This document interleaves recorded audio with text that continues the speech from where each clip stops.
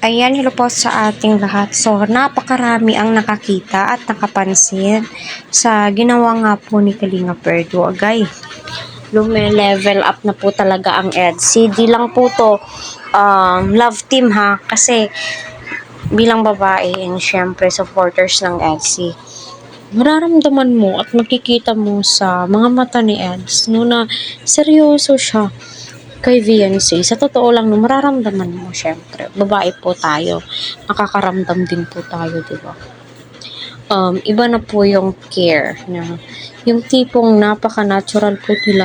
At masasabi mo, mag-jowa na siguro to.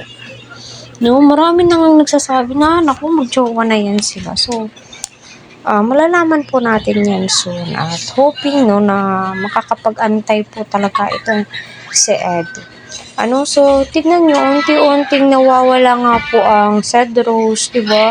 Ilan na po yung love team, di ba? So, matibay na nga ba dito sa Kalingap serye, no, ng love story ng Kalingap, So, wag naman sana, at sana magpaiwan ang EDSI at lahat, no, kasi sila po yung stress reliever po natin. Yes, napakarami pong nakakita, 'di ba?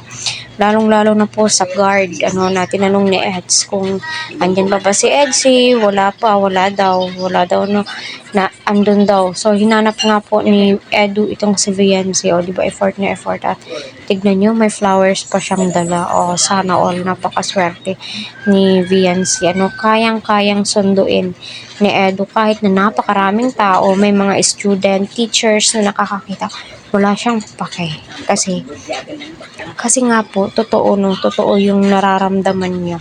Kasi kung hindi po totoo yan, hindi po niya magagawa yan, di ba? Para sa akin lang po, Kaya, supportahan po natin silang lahat.